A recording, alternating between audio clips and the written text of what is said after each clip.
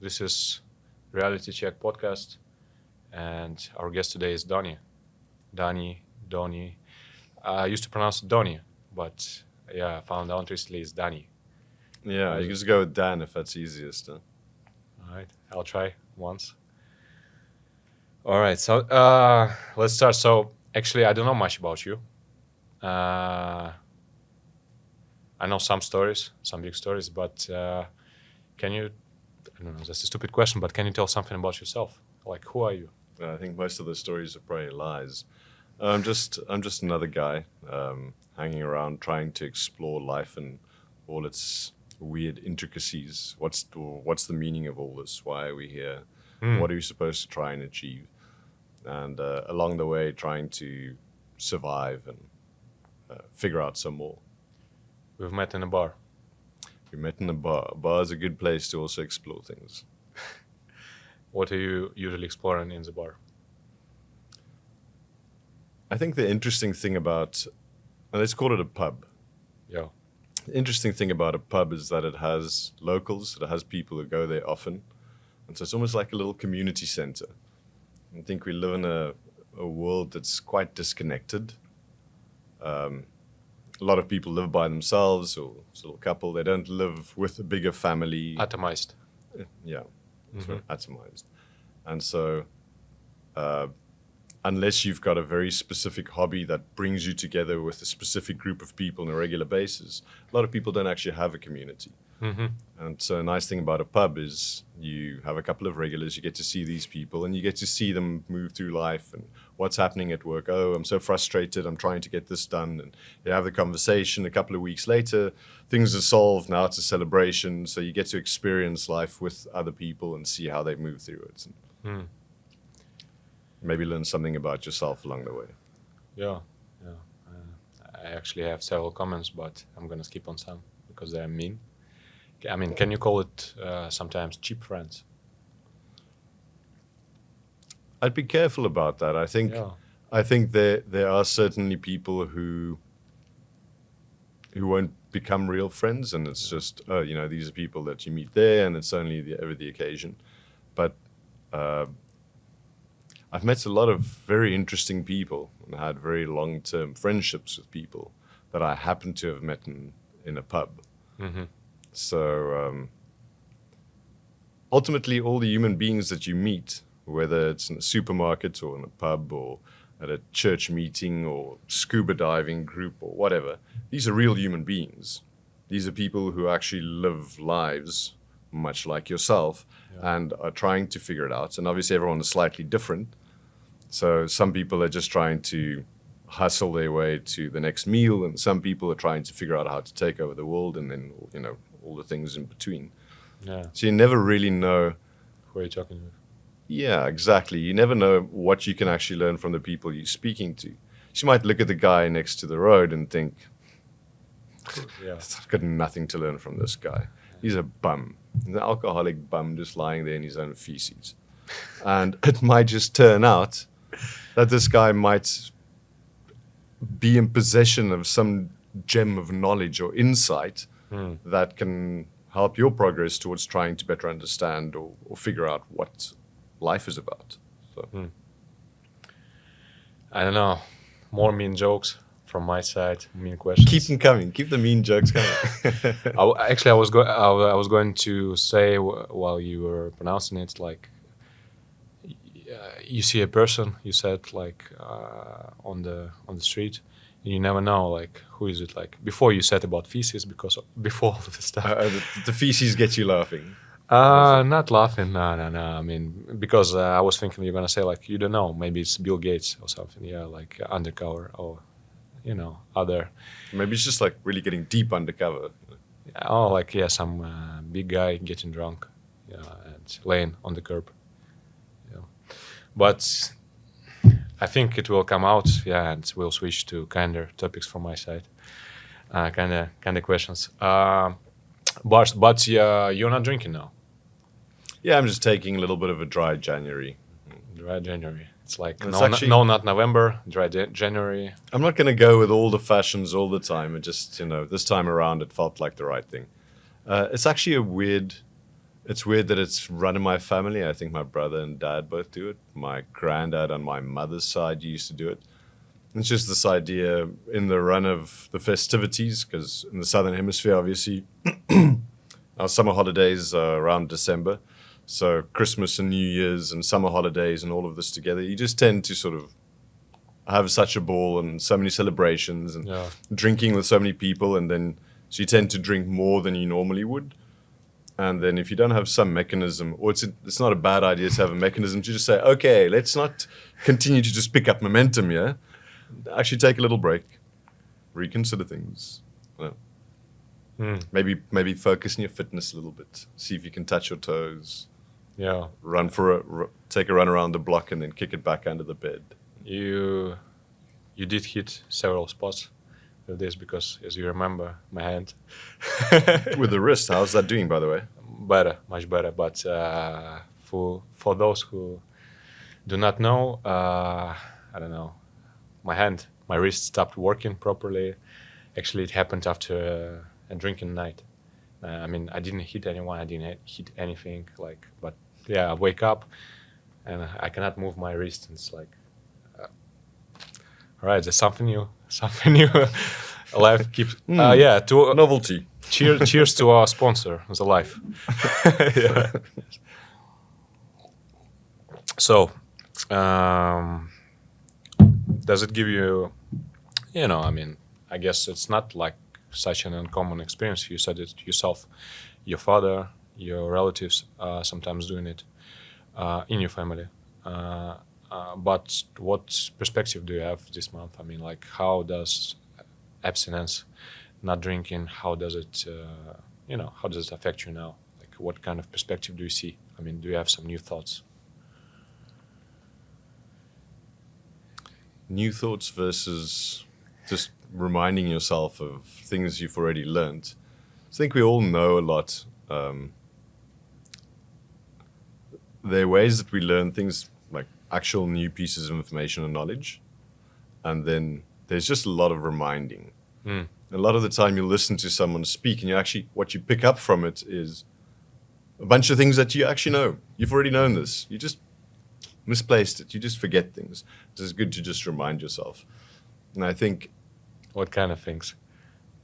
Don't drink too much. don't Stop drink after, too much is a great stop one. after Or, 5. yeah, or don't eat too much sugar, or occasionally move your body a little bit, or it's not a bad idea to sit down and do a little bit of meditation, or hey, reading's actually fun.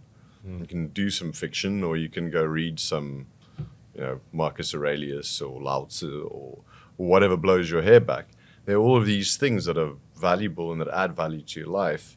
And sometimes just the pattern of living, you habitually sort of move into a direction and you forget things, some good habits that you might have had and picked up, and you might pick up some ones that aren't so great. And so it's good to just abstain from, and I mean, alcohol happens to be the conversation because it's a dry January, for me anyway. But you can abstain from food for a little bit. Yeah. Even if it's just, they call intermittent fasting. Just 1 day, for example. Yeah, I mean, the intermittent fasting idea is that you wake up and then, like, you basically go without food for, is it like 12, 14, 16 or 18 hours? Yeah. You get to a point, you eat something and then you don't eat again. Go to bed, wake up. It means that your body gets an opportunity to do things in a slightly different way. But it also means in terms of your thinking, you might be in the habits of waking up and you immediately have something to eat, and then little mid-morning you have a snack again, and then you have lunch, and then mid-afternoon you eat again, and then you eat something for dinner, and then while you're watching TV, before you go to bed, maybe stick some more food in your face. And you're like, well, do you really need to eat so many times? And your body starts to think, oh, this is normal. I need to eat all the freaking time. And actually, if you decide to take, I don't think anything past 3 days can be called medically sound. I think if you're doing it for more than 3 days, then it's probably more for sort of spiritual or discipline, self-discipline, figuring other things out. But in terms of physical health, unless you have some major physical issue with it, and maybe it's not for all people then, if you take 3 days to not eat, look, by the time you get back to food, that food's good. You just start slowly. Yeah. But it forces you to reevaluate your relationship to food. And you realize that if you haven't eaten for 2 days, guess what? You haven't just dropped dead. You don't become completely catatonic. You have a little bit of brain fog and so on. But it's just reevaluating Or your... some, decrease of energy, Yeah. I mean, actually, that's a big topic about food. Actually, I have some things to say, some experiences.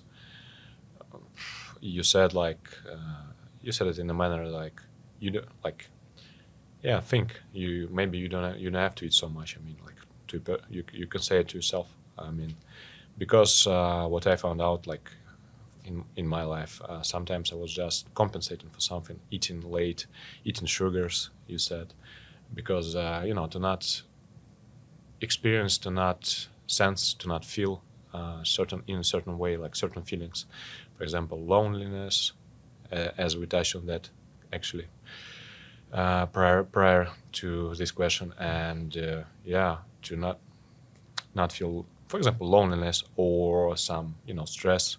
I mean, for different people, it may be different things they are eating. Let's talk about comfort eating, right? Yeah, So yeah. you're eating not because you need the nutrients or because you immediately need that energy. It's just it's comforting. It gives you some comfort, to be ingesting something. Yeah. So find if you, especially if you had a December with lots of drinking, for instance, like some people may have, and then you get to a January and you don't drink at all, appetite picks up. And it takes a lot of discipline not to hit a late night snack and just stick some more food in your face. Okay. And sugar cravings. I know people who could cigarette smoke also get sugar cravings. And what. I think it's that same thing. It's sort of emotional eating, emotional sugaring up. Yeah, and I mean, most of the things we are speaking about now, it affects our certain hormones, I guess, because as I know, smoking affects the release of acetylcholine or something like this, and food, I guess, definitely dopamine. To feel happier, to feel more, not content, but superficially happier. I mean, like, just to not feel anxious, sometimes. So Dima, maybe this is sort of interesting place for me to ask you a question. Okay. Because from what I understand, you're doing a YouTube thing, just you discussing different philosophers and philosophies and trying to figure out, I mean, why philosophy? For me? Yeah, for you personally. Why philosophy? The answer is simple for me, at least, because I was trying to reply to my own questions. Some things I didn't know how to act upon. I didn't know how to interact with. Some, of course, ethical issues. Because I guess because of my upbringing and because of the things I've missed. I mean, most of the families now have some issues, like, for example, like one-parent families, and I mean, I was searching for answers to my own questions in philosophy as well and psychology. I mean, why do I feel a certain way? I mean, how to, what to do when life hits you like this, and when it's like on that end, when it's like good to you, and like I was enjoying that, and also, I like to. I have other things I'm doing as well. For example, like I've been working in IT and digital marketing and in sales, and I'm still working in digital marketing. And when I'm like talking with people, like managing my team, sometimes I bring these things as well because people, as you said, like when we were discussing, people in bars, in pubs, or as Irish would say, poops. So what you mentioned was that yeah, it's another big person like I am, like you are, sitting next to you. I mean, in any condition. And so I was saying, like, when I'm communicating with people, even in my daily job, routine, anywhere, I'm bringing some of the stuff up because sometimes the questions that people have on like regular jobs, on like in offices, are connected to definitely connected to some of this because people need meaning. I feel. I mean, one of the meaning is one of the topics. Also, like, philosophy, I think, helps you understand. I don't know. Seneca maybe said it's like philosophy is it's an art of like a practice. It has to be practiced in life. I mean, not just read, not just like consuming. It has to be practiced. And I suppose there are philosophers, and actually, I'm suspecting you are a little bit. There are philosophers that do not need books, do not need some other person's knowledge. They just think like on their own philosophy. I mean, gather some knowledge, get some thoughts from outside, but I guess philosophy is bigger. It's not just writing. It's not just books. It's an art of living for me. I think that the reason I went over to the philosophy thing from dry January conversation into food, into comfort eating, and because all of it kind of ties together with this idea that you were saying maybe the reason that you went into philosophy is that you felt like you had missed, like there were days at school that you weren't there because society has changed, and so the family structure has changed. And if only those things, call it paleophilia, looking back at the past and saying things must have been much better before. But in the past, between all of my family, I would have learnt all these things. I would have known how to do all of it. Mm-hmm. And I think the reality is that we are incredibly complex and we are born without a user manual. Yeah. And so you have to try and figure out, and I think a lot of this stuff's valuable. Figuring out your relationship with alcohol, with sugar, with food, with exercise, maybe vitamins, getting out into the sun, whatever kind of physical, healthy things modalities you can adjust for yourself. But then there are all these mental and psychological things and the philosophical underpinnings of how you see reality. I think all of it kind of plays together to try and help optimize your experience of reality. Yeah. Because here you are, and I think most people are stuck in the story in their head. Mm-hmm. They don't realize it. Look, it's our superpower. Mm. Other animals don't have this. Yeah. They've, to some degrees, but we've actually evolved this storying ability to a place where we have language, we can articulate it. I can tell someone how to do something, and they can go and do it without ever having seen anyone else do it. And of course, like, you can read books, you can do all of these things that allow you to take all of the information and knowledge from other people's mistakes and try and build your own. This is amazing. It allows us to be incredibly productive. Look at all the things we've done. Look at all, good and bad, but we build amazing technologies. Mm-hmm. And it kind of appears that we've done things that most of the other animals on the planet haven't managed to do yet. But that superpower is also the thing that works against us, because in many ways. Yeah. But my sort of my ready conception about it is that you have this story in your head, and the story allows you to think about the past, look into the future, try and plan and do all of these things. The super tool, right?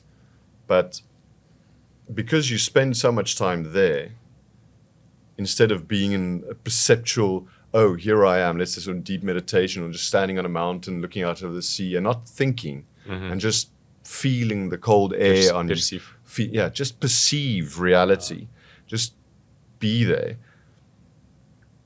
most of the time, we're stuck in our heads. And we're stuck in our heads for so much of the time. And you know the philosophies and things better than I do. It becomes like the cave. You're watching the shadows, you're watching the silhouettes on the wall, and you think that is reality.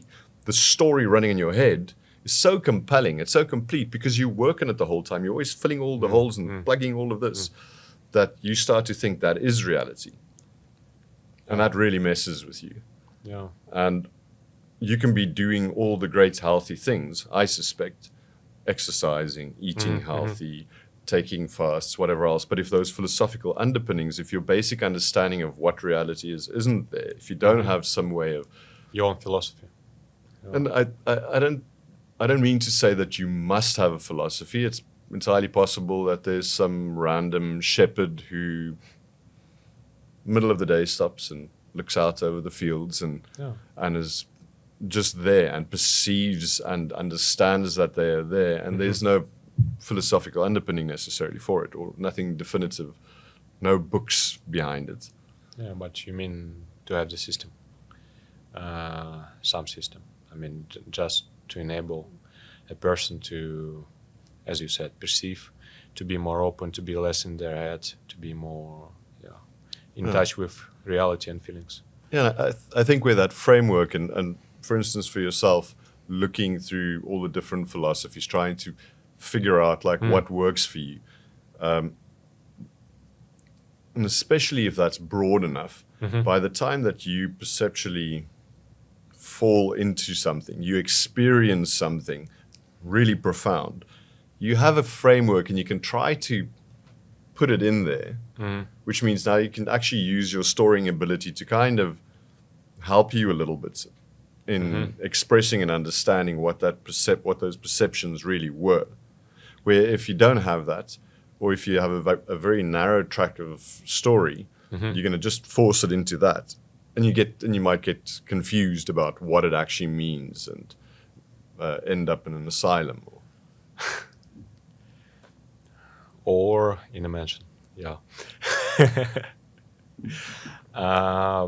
Actually, as you said, it's very complex. And there are several things that, I reacted to when I was listening.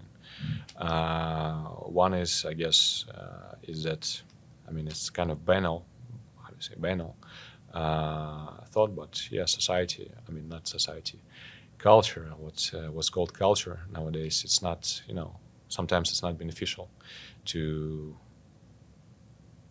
prosper, I mean, in terms of exercise, in terms of everything. I mean, it's superficial as well. Another thing I want to share and to add is, also I was searching for, I was investigating the philosophies, I was diving in some questions for a reason, because actually it wasn't only a question, it was a pain. And certain pains, in my life, I mean, it can be, connected to different people, associated with different things for a person. For someone, it may be missing father, and for someone, missing mother. Or, I mean, I don't know, or maybe, some not harassment, but yeah, it was different things. And so these questions I had, like pains and aches, pains, pain points that I had, I wanted to address it. I didn't want to, I don't know, I wanted, to get over it, to resolve it. And so the dangerous thing is for a young man who is trying to answer his questions himself. Well, I mentioned that the culture is kind of superficial, and there are also good books, kind of. I mean, Dao De Jing, but we'll get to that later. I guess you can call it a good book, though who am I to judge? But at first, actually, lasted for years. I was looking for a system. I was looking for system as a ready-made solution, like how the handbook to life. Like as you said, manual. We are the not owner's born, manual. We're not born with. We were not born with manuals, with manual But there are of course some books that promise some things like this, but there is no. I think, as I feel, there are there is no like ready-made answer for any question. I mean, most of the questions are much more complex. You have like something going like in deep, something like going superficial, on the surface. So what I meant is what you said did strike me on several levels with several things. So I wanted to share that it is important, and actually it's the second time I'm recalling a movie called Nightclub. Oh, not Nightclub, Fight Club today. So it's about culture. I mean, there are metaphors about culture as well. I mean, our war. He says something like, "Our war is spiritual war." Yeah, yeah, because the superficial life is, go work, go home, watch Netflix, eat, drink, repeat. Yeah, and I think an interesting thing you said earlier about culture. Not everything culture is good. It's very superficial, etc., etc. Sometimes, yeah. I wonder in the history of man, like how much of culture was heavy. Obviously, there were times where sort of periods of enlightenment, maybe like we might imagine in Greece that all the people were sitting there having these deep philosophical conversations where actually they were just a handful of people. Like the rest of the people were sort of continuing their lives and probably had fairly shallow, what in terms of comparing it to a Socrates or whatever, had fairly shallow existences, didn't really worry about all that stuff. Just get on with the day and get some food and do your thing. It's important as well. And I think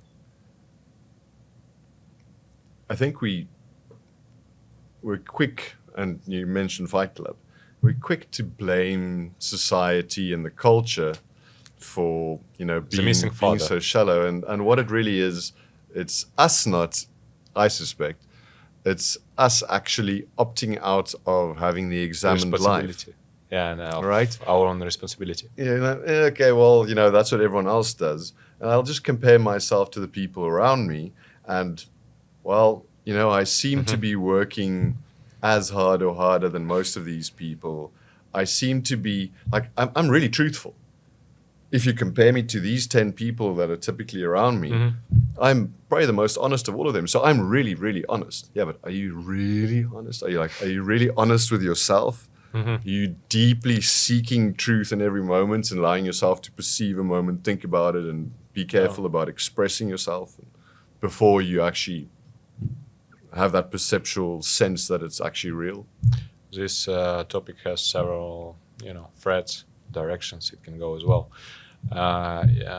It resonates with me as well because, like, for the past, I don't know, like 8 months, 6 months, I was thinking a lot about, not thinking, trying to be exercising, to be more in touch with the reality, with the truth, as you said. In terms of, for example, in work, I used to like set a goal, make a plan and stick to it. Yeah, let's do it, let's go. Yeah, sheer willpower. And and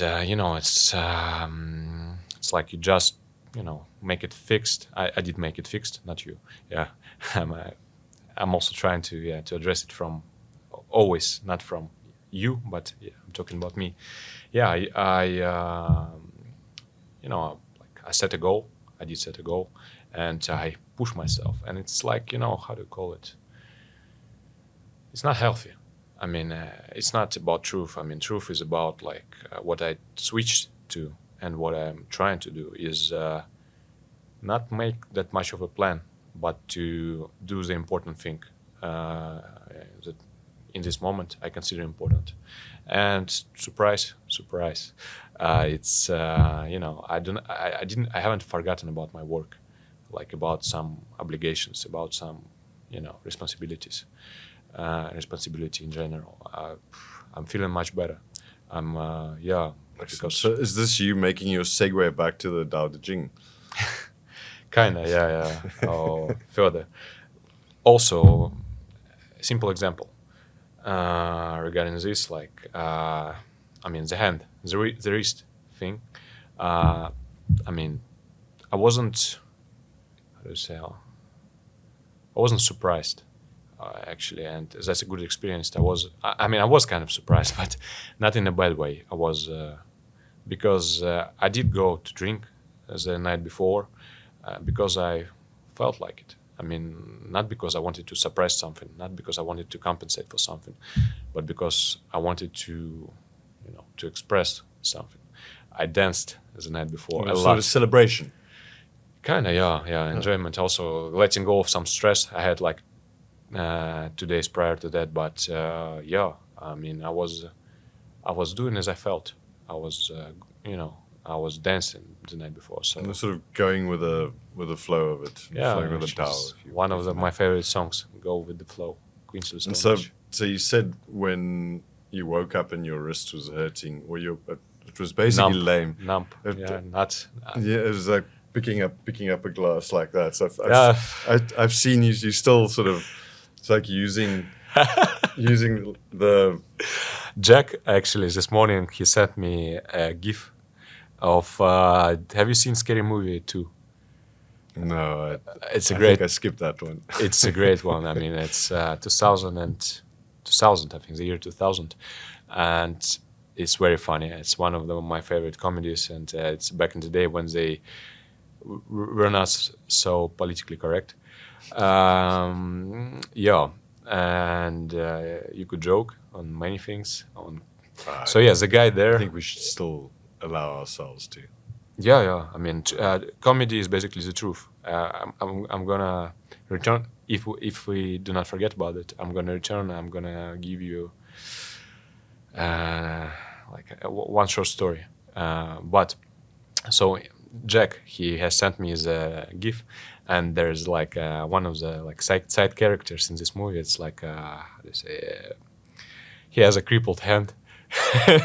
And it's so funny. I mean, how they did it in the movie. It's like, oh, take my strong hand, and the strong hand is like, it looks so awful, so ugly.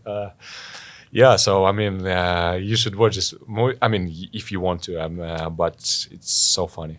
I think you just took me back to Happy Gilmore, where the guy Adam with Sandler, the wooden yeah. hand and the broken fingers. Yeah, yeah, the coach. And so, back to your wrist though. You said something to the effect of when you realized that it was sort of lame or what, it didn't bother you that much. Yeah, because So I you- was in content with myself. You felt that you were going with this flow, and this thing happened. It is what it is. It's going to get better by itself, or I'm going to end up going to a doctor, or my hand's going to fall off. But either way, I am where I am. So let's keep going. Something like that. Kinda, yeah. I felt a little bit of despair because Just look at it. yeah, I mean, like when I was with myself alone, when I was not in company of some people, not accompanied by someone, and not working, so a despair, of course, because it's like I don't have enough problems. I mean, now this I have a hand problem, but that's one thing. Second thing is actually I wanted to cry because when I stopped and when I focused on, when I took a chance to focus, I wanted to cry, of course, because I mean it signifies something to me. It's like symbolizes something to me because it's like in my life a lot of things I went through were like going there with my full body and experience something like and getting out of something like being hit, being like traumatized physically. I mean falling out of something, the bicycle or something. I mean, so yeah, it's like it symbolized something for me. It's like yeah, it's something to think about. It's like meditative kind of thing, like fruitful. How do you say? Because also I can look at this in perspective. Like some people actually are born without hands, or some people lose their hands or their legs in wars. I know we haven't had wars for centuries, but Yeah, I mean, humans are now much more, how do you say, humane, much more conscious. No wars lately, right? But yeah, it's Yeah. You're all black sort of waiting around for people to finally give up on that whole idea, right? kind of, yeah. The world is complex, but yeah, coming back to this experience, for me, yeah, it's I was in consent with this, like in or feeling content with this. I mean, like not like you know Had terrible odds with it. You weren't fighting, screaming, and cursing God and all of this. yeah. But I understand there was some level of despair. And, Uh, you know, just because it added I mean, up to I find many it things. interesting Yeah, with your particular injury. It wasn't blue. You didn't fall and hurt it. It wasn't something definitive that you could yeah. point to and say, "Oh, I was drunk and did this stupid thing," and then try to grab onto a bus that was going past and sort of rip my elbow out of its socket or whatever, right? It's just You always spontaneous. have the best examples. But Please if give more. but Yeah. but even when you injure yourself, I tend to feel like we have a lot of we're sort of responsible, even when it seems like it comes from the outside. And so when you get injured, it's kind of an opportunity to stop and think about it. What does this mean? Yeah. Where does this come from? Yeah. And if nothing else, maybe it's yourself telling yourself to sit down for a little bit and do a little bit of meditation or think through it, or maybe you need to journal a bit, or What does it mean? Yeah. why is this thing here, and am I doing something that's wrong? And using wrong, like, am I doing something that's actually working against something else I'm trying to do? That's what I'm thinking about lately, a lot. So in that way, it's kind of a optimize, little helper, a seemingly superbly inconvenient little helper, but a little helper nonetheless. You can get some numbers of ladies easily when you show them this. Hey, look. It's like taking a puppy to the park. Oh, look at the little puppy. Girls these days, they have different demands. Various demands. Some dig for this kind of stuff. That's a joke. Little broken wing bird they can take care of. Oh, please, yeah. Yeah. So I did like I'm loving how I feel even with the ant. Actually, the only doctor I was feeling like seeing is boxing doctor. I mean, like just go. I went today to training. I wasn't boxing the back because no, it's not good yet. It's not fine yet. But I'm trying to give it some pressure, some exercise. Also, most of the days I was cycling to get over it, cycling to get the blood flowing, and taking some sun baths. Yeah, so Play some piano. yeah, but actually, when I was trying to type on the keyboard, oh man, it looked so awful. I mean, yeah, it's like, And we take these things for granted, right? You don't Yeah. even think you're in front of the keyboard and the fingers are just moving. They just do a thing. And that's the most important lesson, and that's coming back to you actually, to what you said, perceiving life and not taking what you have for granted. I mean, it's like simple words. It's easy to say that I'm trying to not to take what I have for granted, but to do this, how do you do it? Do you constantly remind yourself of what you have? Do you think, meditate on the stuff you're losing with every day? On death, for example, some people meditate on death as an exercise, like to gain something. And yeah, so how to say it, embrace it. I embrace this experience. I mean, it could have been much worse, as an example. Yeah. Dao So you've been living in Asia for how long? So I lived mostly in Taiwan for a little over 8 years. 8 years in Taiwan, and have you been to some other countries nearby? Thailand, probably. I made a quick visit to Thailand, but mostly it was a little bit of China and Hong Kong, So and then you don't like transsexuals? hey, look, I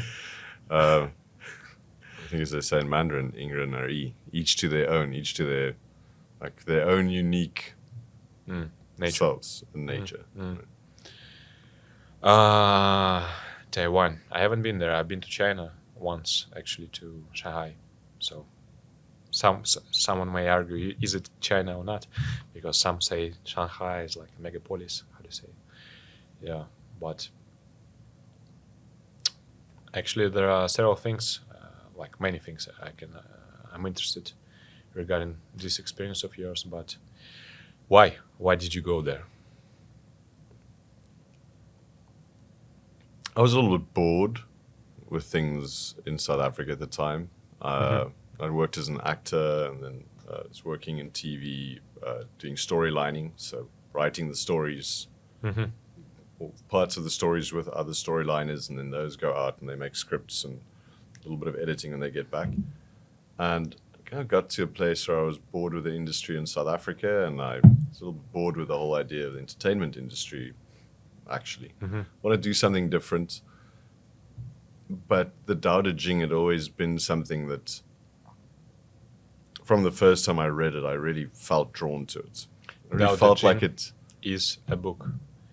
Can you, I mean, for those who Yeah, do so not know. different stories, depending on who you listen to. So whatever I say, there are going to be people who disagree. But I'm trying to find sort of a middle way of the story. Say about 600 BC. This guy was something like a librarian for, depending on the story, for a greater or lesser emperor or lord or whatever. Tried to leave, or stopped, and he wanted to leave and sort of leave it all behind, go into the Gobi Desert and just, go die. Done with things, done with society. That's what he wanted. Something like that. Again, a lot of this is just the myth. And then, or might just be myth. And as he got to the border gate, the guard stopped him, recognized him, and said, you need to pay tax to leave. And so I don't have anything. To leave the city? Or? Yeah, to leave the region, the country, whatever, into the desert. And said, well, if he doesn't have anything to pay, then he has to sit down and write something. Sat down and wrote this thing. It's like a little poem. It's like 81 little poems, quick read. You could probably read in 45 minutes. But profound. And when I first read it in my early 20s, it felt like it had abridged. I had a bunch of questions. Like yourself, I had read psychology and different religious texts and different philosophical texts. I was trying to figure out how to put it all together. And this just felt like almost like the Rosetta Stone of all the rest of it. So there was a little thing in the back of my head that thought at some point I'd like to go back. I know that in mainland China they had moved to simplified Mandarin or Chinese, the writing, simplified Chinese, where Taiwan still had the traditional Chinese. And I'd heard from some people, just hearsay, that a lot of the people, the grandmasters and of this and that, and of kung fu and of this and so on, had actually gone over to Taiwan, and those guys were pretty old and busy dying. And if you want to go see them, if you want to learn something, now is the time. So that was in the back of my head for many years, and the time was right, so I went. What age were you? 30. 30? Yeah. It was a great experience. I'm really glad I went. I didn't go with a mission of learning Mandarin. I actually got there directly after high school and gone to Europe. And I found that within a day or two, I could order a sandwich with bacon or with ham and cheese and this and that, and a coffee and a beer, and you could get along quite quickly. Like you pick up the little pieces of language that you need to do it. Got to Taiwan and a couple of months and realized this tonal thing, the tones of each sound, it like has dictional meaning. I just messed with my brain. No. I think I was also a little bit older. I think if you're young enough and you can just get in there and you have the necessary patience, almost like a toddler, to still just pick it up, then you can just learn it like a natural language. I was already at that age where I was overthinking it. So it was basically impossible. 2 years in, I only started studying Mandarin. And my writing was great because I was very diligent, because I'm already at that age and the willpower is there. But I didn't have, and I had lots of patience, which generally you'd say is a good thing. But to just pick up, I think that impatience, I think that's how a child learns a language, that natural language acquisition, is actually through frustration and impatience. I want to explain to you what I feel. I want to say that this is what I want, or this is what bothers me. And that drives them to learn language. Where I was taking this very patient, writing all my characters every day, which meant that I ended up quite literate, but my actual practical conversational Mandarin was never amazing. Sort of stumble through things. Actually, we can go. I can go. I can ask you two different. We can go in two different ways. One is unusual, another one is going deeper into Taiwan experience, and one is unusual, as I said. So it's like one of those books. If you choose to do this, turn to page so much. Yeah, please press 5 and send the SMS. And so we'll do both, and then they can actually sort of Will they have war in Taiwan soon? I really hope they don't. I really hope we can do whatever we can to prevent wars. I'm going to go with your option 1, by the way. Surprising, or that was it. Yeah. I mean, I was going to, because there is the theory, we're recording this in January 2024, and there are 2 big wars going on still. Hamas, Israel, Palestine, Israel, and conflict in Ukraine. Yeah, Ukraine-Russia conflict. Well, there's also Yemen. Yemen still. Yemen with UK, US at this point. Much more, yeah. I read that insurance companies who wouldn't cover UK and US vessels going through the Red Sea. So so all kinds of excitement. Things have always been wild. They've always been egos. Say old men get stuck in butt heads, and a bunch of young men have to go die for it. So things have always been interesting in that way, and I'm using interesting in a slightly ironic way. I just hate war. War is hell. This is terrible that people have to die, and innocent people even worse. But all people, even like whatever soldiers, end up like. You and I could, in some conflict, this is a hypothetical, but in some conflict, we could have ended up on 2 sides of a line, and we're shooting at each other to try and kill each other. You don't know each other. You've got no. Yeah. This is basically, I was told I've got to do this, and you were told, and now they're a bunch of young guys killing each other. Terrible. This topic, as all of our topics, is very complex. But so there is a fear that they're gonna open up a third big war in China now. So, I mean, someone interested, not funny at all. But Taiwan. They're traveling. The American politicians, some politicians are traveling there all of the time, doing something. So as I understand, it's connected to microprocessors, because Taiwan is in terms of resources, in terms of technological resources, the top place. If you compare it to some microprocessors, microchips in. So TSMC is a Taiwan semiconductor company. Yeah. I know the name says it, Taiwan, right? Started in Taiwan. Terry Guo, I think. But I think they've got some of their plants and so on in. Some of it's happening at least in China anyway. Mm-hmm. I'm not sure exactly how much is happening in Taiwan that's not happening in China. I know I don't know US states well enough, but I know that they've started building a factory that might take 10 years to build a thing. So there's an awareness, what's going to happen with semiconductors, with microchips and things. I'm not sure that I can be completely wrong. Of course. I'm almost sure I'm wrong.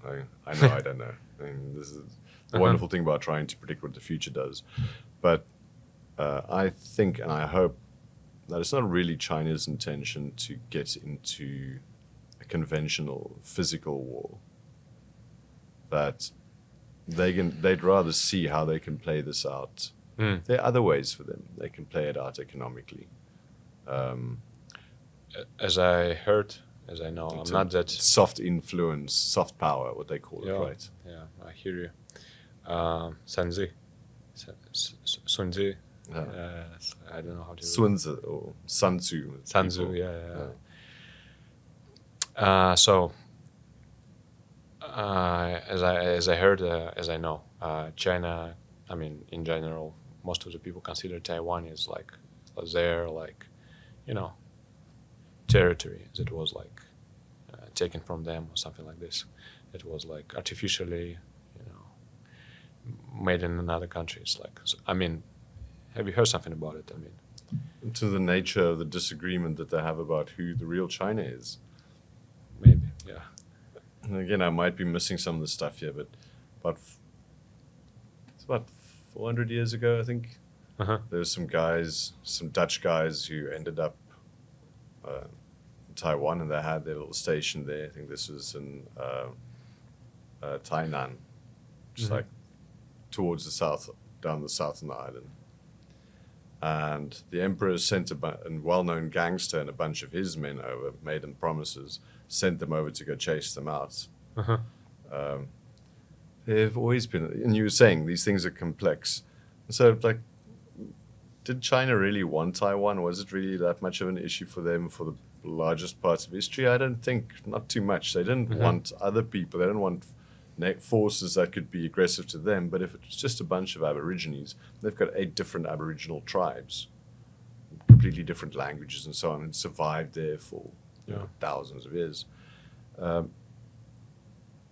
Then the Japanese in the early 1900s, I would say 1905, something like that, they took over Taiwan. And then the end of the Second World War, they left Taiwan. And then Chiang Kai-shek and so on, they were on their heels fighting communists, the People's Republic of China. They had to jump over. And that was supposed to be a temporary thing. And from what I understand, it's basically 2 sides. Chiang Kai-shek and his guys were sitting in Taiwan. They were planning to go back, and they said, we are the Republic of China, sitting in Taiwan temporarily, but China is ours. And mainland China, Mao Zedong said, we're the People's Republic of China. We are China. You are part of us. It's basically 2 guys trying to decide, who wins this, and only one can win. But they're like, in many ways, these are like brothers. So really hope that you don't have a necessary conflict. Actually, but I can say from my experience, I think 99% of people in Russia, I was shocked when no one took it seriously that, Russia can attack Ukraine or, has a conflict like Russia and Ukraine, like between 2 countries. Is, like you said, it's like, you said brothers, but like, it's like, friendly countries, like ex-USSR. It's like, I hope it doesn't go this way, though I do think that things happen for a reason, and, some say to understand something, for example, you have to follow the money trail. So things are very complex right now. COVID. Putin kills the COVID, do you know? But actually I was calling Les, one of our friends, and I asked him, what should I talk with Danie about? And he told me several things. He told me specifically not to talk with you about goats. It's a joke, but kind of, yeah, it happened. But COVID, I don't know. Do we want to touch that topic, or maybe you want to go in a certain direction from what we've spoken about? Dao De Zin. Dao De Zin. So actually, that's a beautiful myth. It's like, yeah. So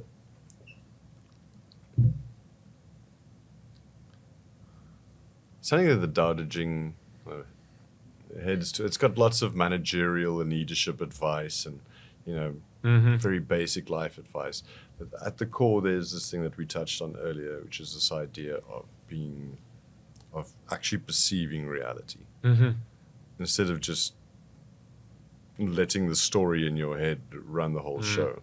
It's that the mind is a great servant, but a terrible master, right, as opposed to the heart. There's this idea, and what does the heart mean? But early on with the COVID stuff, I felt, look, there's this thing, there's this potential, there's this pathogen out there, and from the video, I don't know if you remember the initial stuff out of China, like it's a video like these people just dropping dead in the street. Never saw that stuff again, but just like collapsing in the middle of the street, like people just lying in the streets, it's like a hemorrhagic fever, right? It's like the bubonic plague or something that's out there. And so that initial being careful about it and people, that kind of made sense to me. But very quickly it started to feel like the narrative was, and again, this stepping out of the story and into the story makes it easier to actually see what is story and what is... But it gives you a better chance. As to me, it just seemed very early on that there's a bit of fuckery going on. And someone had been speaking to someone and there was some coordination and they were making things up and there was obviously money to be made and power to be gained and systems to be tested, the populace of various countries being tested. How far can we push this? How much will they... Like here in South Africa, I don't know, were you here during COVID? Yes, but not the whole time. I did exit South Africa 2 days before the country got closed. So 22nd of March 2020. And came back March 2021, almost a year later. Yeah, so actually you missed the juicy bit there. I think it was 28th of March that we first had lockdown. The hard lockdown. Supposed to be 2 or 3 weeks, and then it became more, and who cares? I was going to be out just in time for my birthday, and then they've extended it. But no alcohol, no cigarettes. Go, okay, wow, that's pretty dramatic. Why? And it just didn't feel right early on. And then as this thing developed, it just felt like there were these authoritarian excuse me, there were these authoritarian tendencies that just kept on pushing, finding new ways of expressing itself. And again, just to me, mostly seemed like a lot of story noise. I was at some point, I was somewhat inconvenienced by, suggested very strongly that I get the vaccine, which I absolutely refused to do. But I found it so interesting to see a lot of people who would typically say, watch out what the government might be doing, look at what these organizations, these powerful international conglomerates, what they might be up to, this industry and that industry. And then when it really got down to it, a lot of these same people just went like, yeah, no, okay, fine, just this is different. This is different. Many things. I don't know. Resonate. Your take on it? So.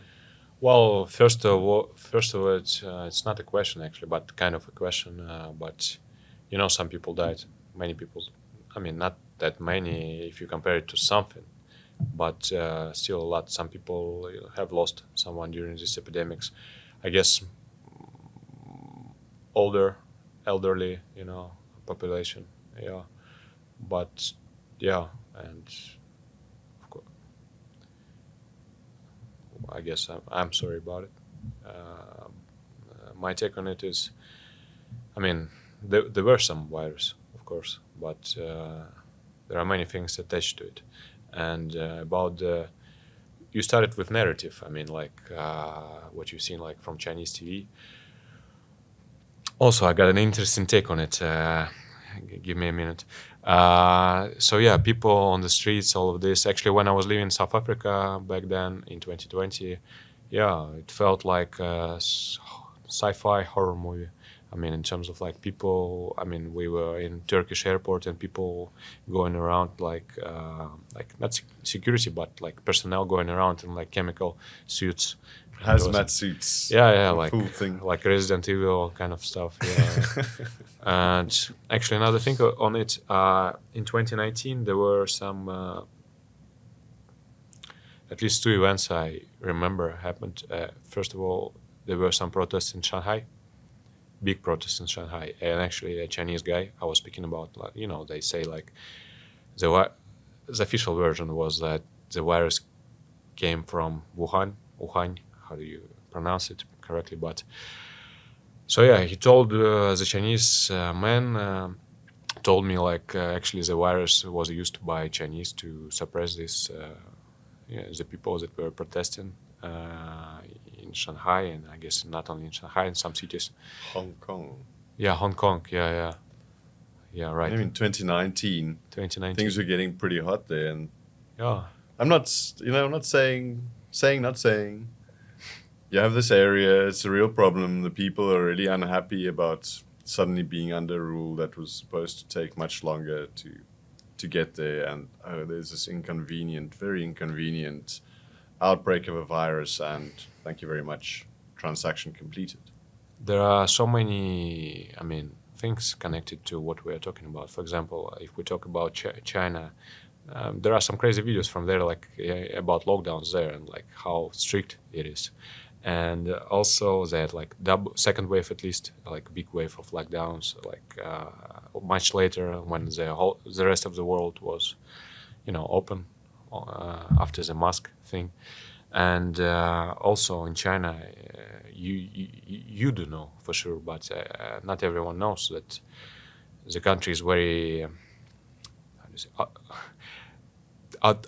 authoritative, is to say the least, to put it mildly. Authoritarian, yeah, to put it mildly, because you know, from at least 2016, in most of the biggest cities, there are like camera systems working like everywhere, and like detecting people from like facial recognition stuff, and they have a social credit score in China, at least in some places. So, Dima, I mean, I think there are a lot of these things, and these are big stories you can go into. Yeah, so yeah.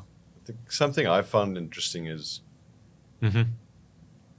I'm going to go to the Socrates Oracle of Delphi idea. All right. What I know is that I don't know. Mm-hmm.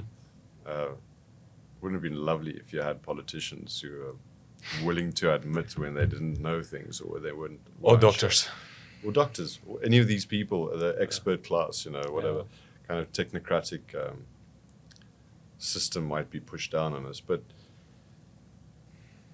Mm-hmm.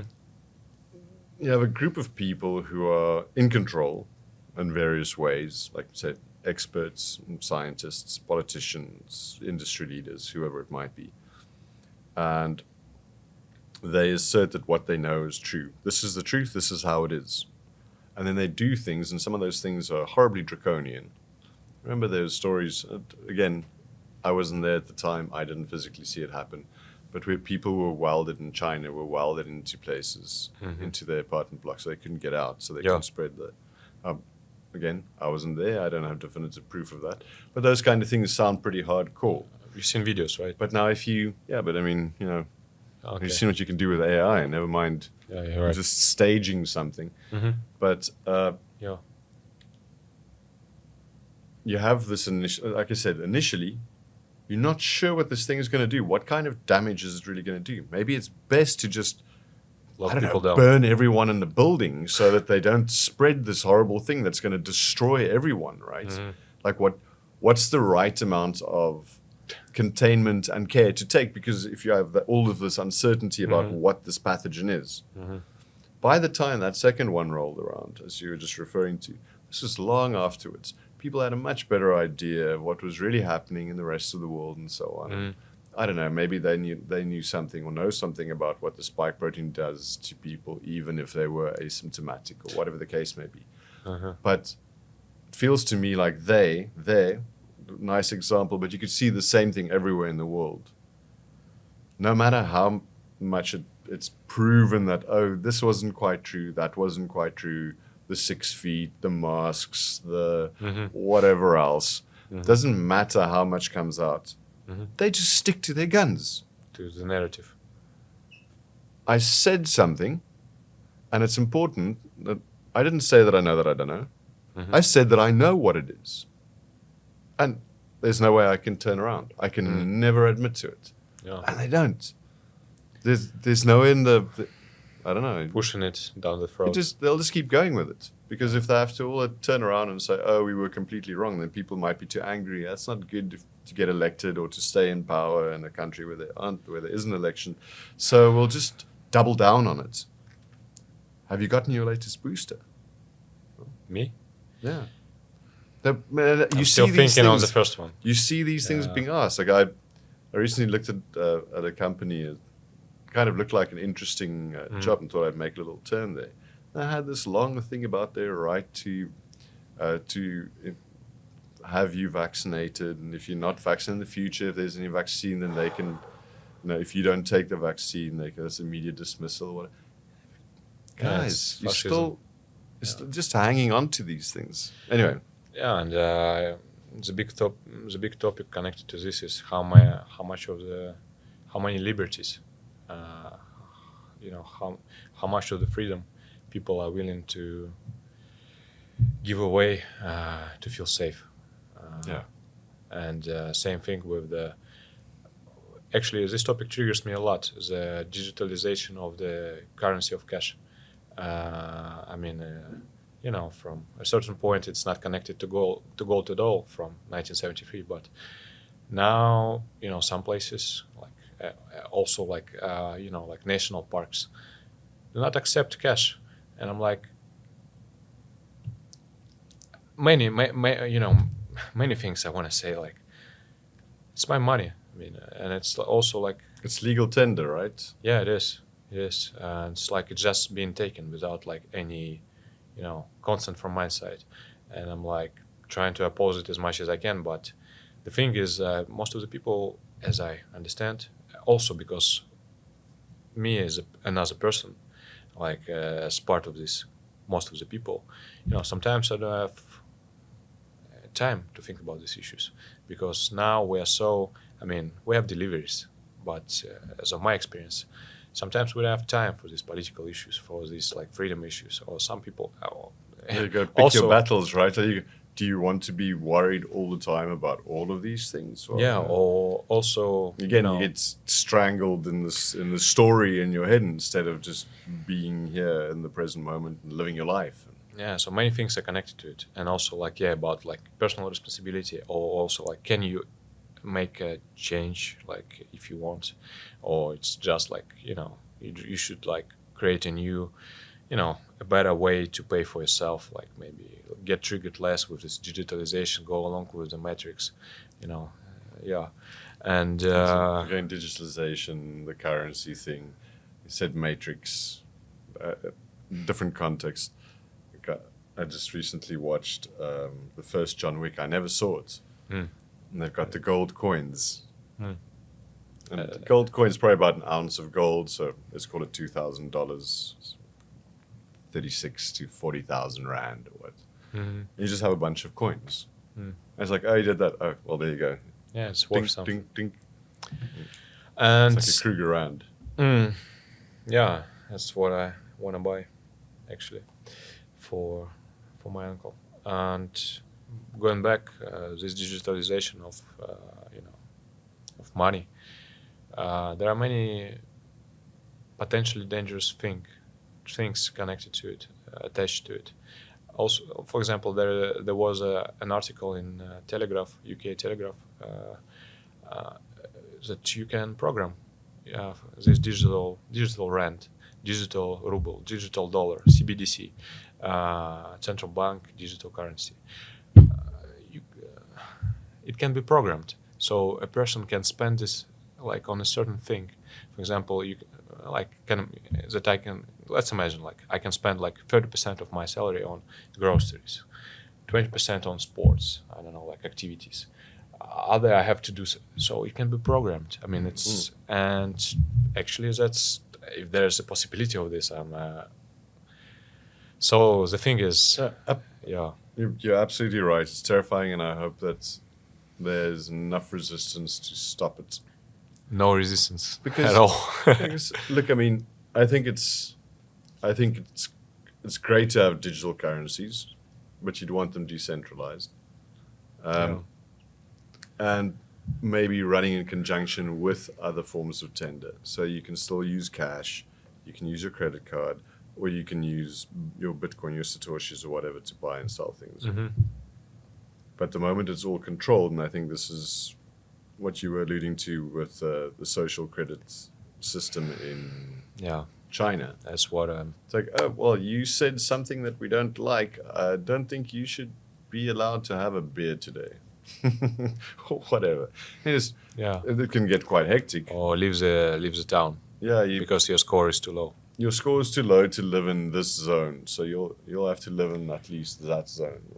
And for example, the same Chinese, it's actually like, I'm not going to dive into details, but this person I was referring to, he knows 5 languages: Chinese, Japanese, Russian, English, French. So he was reading the press in 5 languages. So you can like make compare what they say in different countries about. So yeah, it was during the coronavirus, the COVID.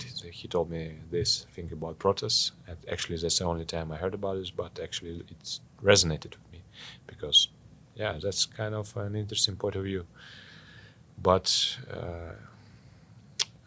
going back, what I was going to say, about China.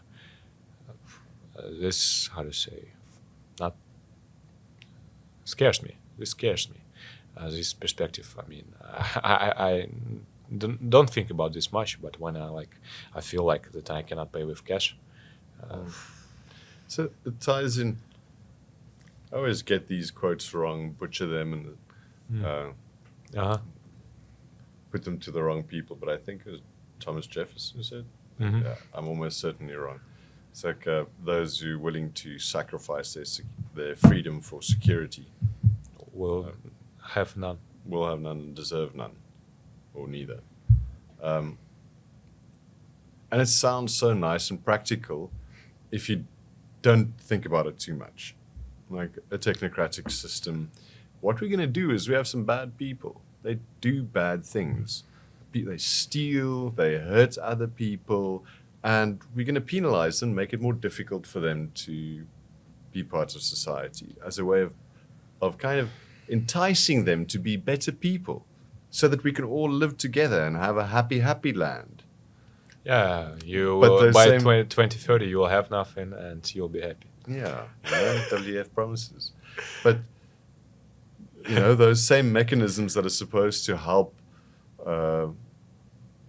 sanitize society and make it happy land, those very same forces can be centralized forces that basically ensure that there's no dissent, ensure that there's no way you can push back, and they essentially just take all your freedoms, and you become factory farmed for whatever kind of value you might have left. Let me just connect several dots we had about the Chinese, my Chinese friend. He is who's much older.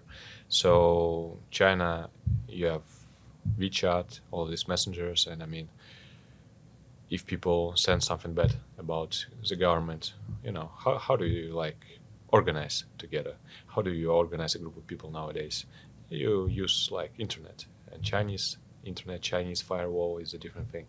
And he told me if someone sends something bad about current government, and sends it to someone, people come to talk with him. Like people from the government come to talk with this person to, I guess, not let it spread. I mean, not say anything bad. That's if you wanna add something to this, let me I know. was just to say, like, because a lot of the time when you have these kind of conversations, it sounds like you're picking on China, and No, I don't. no, but I mean the reality is it's something that's happening there to some extent. It would appear we're not 100% sure, but it's a good place to speculate how this mechanism might work elsewhere in the world. It's like And there's this mechanism that's testing ground. and this mechanism, even if it's, let's assume for a second it's completely hypothetical, this doesn't really happen in China, then it's still a nice hypothetical example for us to try and understand the dangers of CBDC. And Yeah. That's one dot I wanted to connect. Another dot would be regarding COVID. We were speaking about. Do you know actually the top country in terms of where people have taken the least vaccines? I mean, the less, in terms of like vaccinations, like the lowest number. Which country? What do you think? Haiti? What? Haiti? No. Somewhere in Africa? No. Somewhere in South America? I don't know. Ukraine, Oh, and then Russia. I mean, gives, I just wanted to connect the dots. interesting. Yeah, give some thoughts about like, because another perspective at the war conflict in Ukraine and Russia is that it's dehumanizing the most, how to say, buoyant grounds, like in terms of like the most prolific grounds, most prolific lands. It's because it's very rich in minerals and everything. Russia, Ukraine, Very especially. fertile. Yeah, very fertile, and especially Ukraine. I mean, all of this, like, how do you call it, like, the grain deal, all of these things, associated with this war as well. And yeah, actually, Ukraine was, maybe still is, one of the largest exporters of many things, many goods, many services. Not services, Commodities, grain. commodities for the fertilization of the soil, definitely. And so yeah, another perspective at this war would be like, less. That's a heavy topic, but yeah, I also already like voiced it. I already verbalized it. And you have heard it. So that's another dot I wanted to connect. I mean, like the least vaccinated population, Ukraine and Russia. That's another dot. I don't know. I forgot about the third dot I wanted to connect, but all right, I'll get to it. So yeah, we're back. While on pause, well, why did we pause the video for a bit? Our producer told us to stop talking about the political issues. Yeah, Chinese government is on the way, and yeah, so we had to stop and reconcile, negotiate on things. Yeah, so. No, I'm not gonna say like our excuses to the Chinese government because that's a joke. But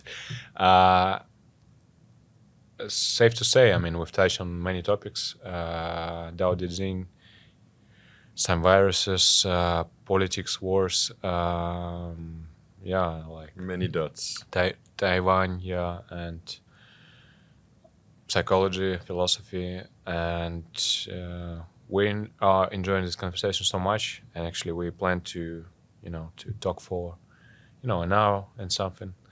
But if I can say this, I am enjoying the conversation so much. So Yeah, I'm having a ball, yeah. yeah, and we want to make part 2, so we'll continue soon.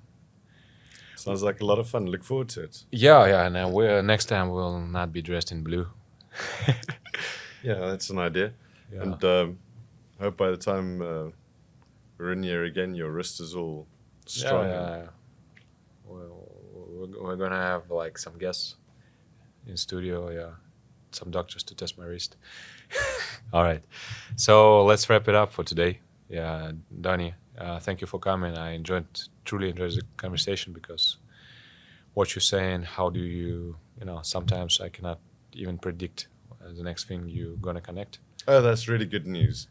Yeah. Thank you, Dima. Really Yeah. enjoyed that. That was fun. Thank you. All right, everyone, have a good day, week. Yeah, see you soon.